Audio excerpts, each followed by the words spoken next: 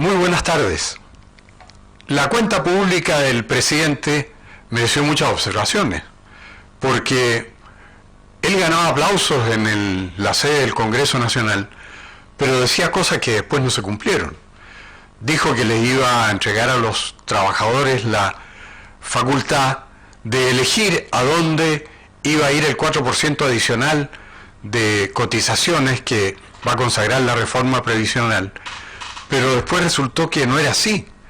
Resultó que él se había comprometido con la democracia cristiana a que iba a ir a un ente público, un ente estatal. O sea, los trabajadores no pueden elegir. No pueden elegir, por ejemplo, llevar ese 4% a una AFP. Y también sacó un gran aplauso cuando prometió que iba a haber tren a Valparaíso. Anuncio hoy que el Ministerio de Obras Públicas ha declarado de interés público los proyectos para construir los tan anhelados trenes rápidos y de carga y pasajeros que conectarán la ciudad de Santiago con el puerto de San Antonio y el puerto de Valparaíso.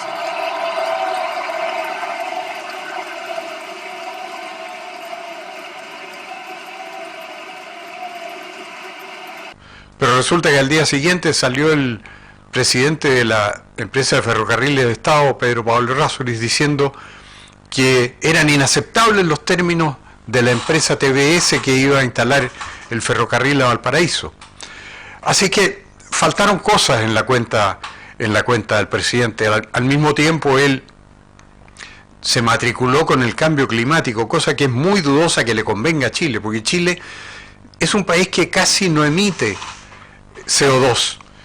Emite el 0,25% de todo el CO2, y los grandes emisores de CO2, que son la India, China, Estados Unidos, no están en el convenio sobre cambio climático de las Naciones Unidas, no se han incorporado a él.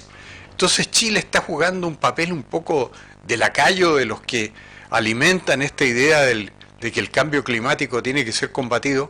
Nos llenan de impuestos, tenemos la energía eléctrica entre las más caras del mundo, y resulta que nos van a meter en este carro en que no tenemos ninguna culpa casi, con el 0,25% de las emisiones no influimos para nada, y además es un tema dudoso, científicamente dudoso, porque se basa en mucha información que ha sido muy discutida. El cambio climático ha sucedido siempre.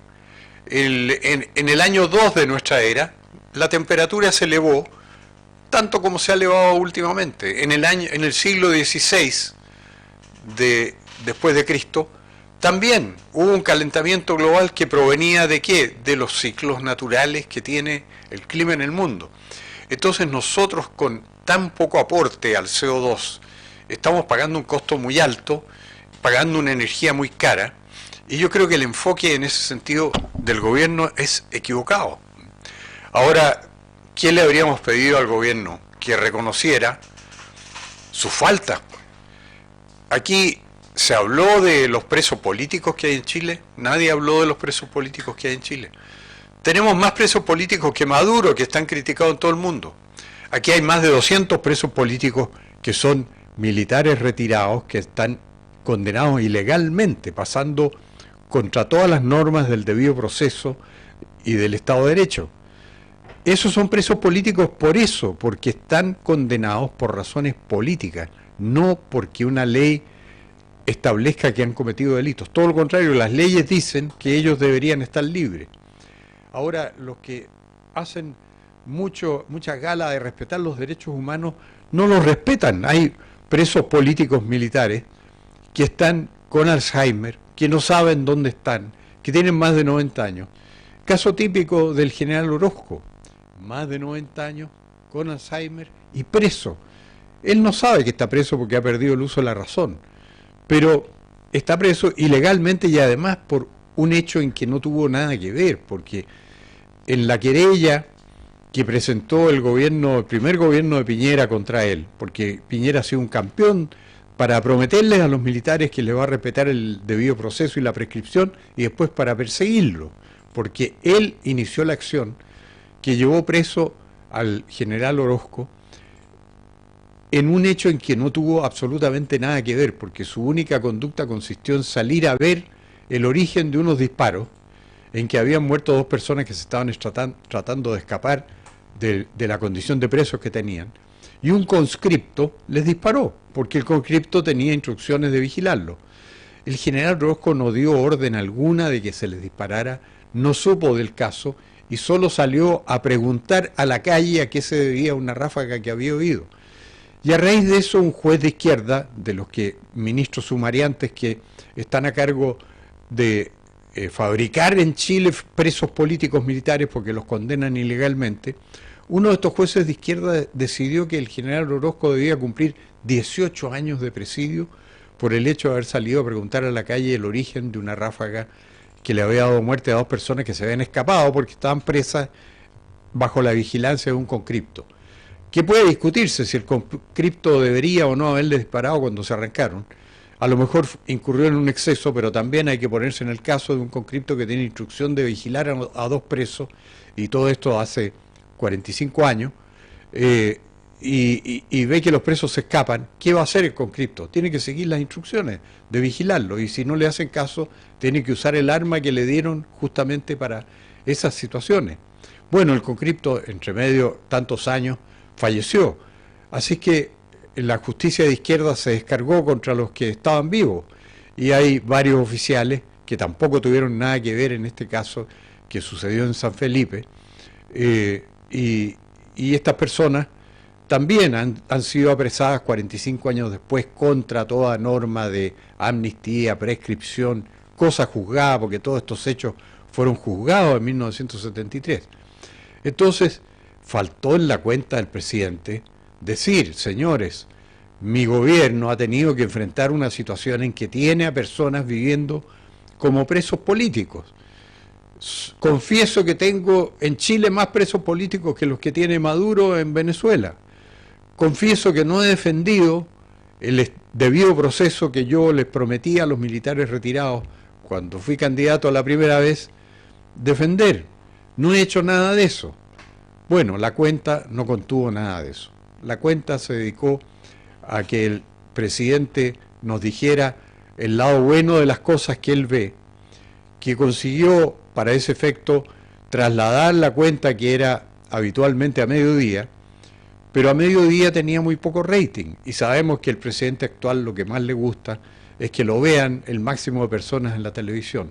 Entonces consiguió que la cuenta que Michelle Bachelet y él habían dado a mediodía el 1 de junio, que fue la nueva fecha de la cuenta presidencial que se fijó para que no coincidiera con el 21 de mayo, se dio cuenta que ahí no tenía suficiente rating. En realidad tuvo el más bajo de todas las cuentas presidenciales cuando el año pasado transmitió a mediodía. Entonces, ¿qué es lo que consiguió? Que lo trasladaran para la noche, que es la hora prime, en que hay un público cautivo y en que la gente está en la televisión porque además era un día sábado, el 1 de junio. Así que en ese sentido tuvo éxito, porque tuvo un 27% de rating versus 18% que había tenido el año pasado. Pero lo que le importa al país no es tanto que el rating del presidente sea alto, sino que lo que le importa al país es que se haga justicia, que se progrese, que se respeten las leyes, y nada de eso está sucediendo. Y eso no estaba en la cuenta pública. No estaba en la cuenta pública la situación que se vive en la Araucanía, en que hay un verdadero estado de guerra interno, en que ni siquiera la carta del presidente al padre de Marcelo Catrillanca pudo llegarle, porque hay zonas de la Araucanía donde las autoridades no pueden entrar. El presidente le manda una carta a Catrillanca, padre, y la carta no se la pueden entregar porque los carabineros no pueden entrar.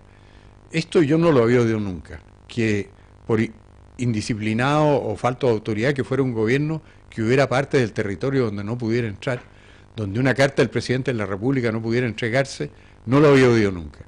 Esto pasó en este gobierno y hace poco, porque en la zona de Temucuicui no puede entrar ninguna persona que no esté autorizada por los guerrilleros que se han tomado con Temucuicui, y por lo tanto ni siquiera la carta del presidente le pudo ser entregada a Catrillanca padre. Esos son los problemas que nos habría gustado que el presidente nos hubiera dado una explicación, que hubiera dicho algo, porque estas cosas no pasan porque sí. En 1990, cuando el presidente Pinochet entregó su cargo, la Araucanía vivía en plena paz. La gente estaba contenta. Ya he citado en comentarios anteriores que la Junta de Caciques de la Araucanía designó a Pinochet como gran conductor y guía, le dio un pergamino de reconocimiento. ¿Por qué? Porque estaban contentos. ¿Y cómo estaban contentos? Porque había disciplina, porque a los delincuentes los metían presos, porque a los miembros de las comunidades indígenas que querían títulos individuales les daban títulos individuales de propiedad. O sea, no había el estado de guerrilla que existe hoy, en que ni siquiera las autoridades pueden aventurarse en partes del territorio. Había todo lo contrario. Y yo creo que una explicación de todo eso, de por qué ha cambiado todo eso, el presidente debería haberla dado en su cuenta. No quise decir que fuera un cuento, fue una cuenta, pero fue muy incompleta. Y también no dio ninguna explicación para la situación que está viviendo la delincuencia en Chile. En que ya los perseguidos por las autoridades son más los carabineros que los delincuentes. Los delincuentes tienen mucho más garantías que las víctimas, y desde luego que los carabineros. Los carabineros ya hemos visto todo lo que les sucede cuando hacen uso de sus armas para enfrentar a los delincuentes. En cambio, los delincuentes tienen garantías, tienen abogados, un defensor creado por el nuevo sistema procesal penal, y las víctimas no tienen defensor. Se ha estado hablando de una idea de un defensor de las víctimas. Entonces, lo que pasa es que estamos viviendo un periodo de mucha relajación de las obligaciones, relajación de la autoridad.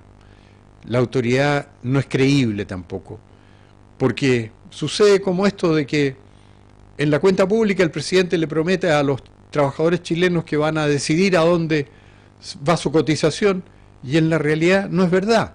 Entonces ha perdido credibilidad la autoridad.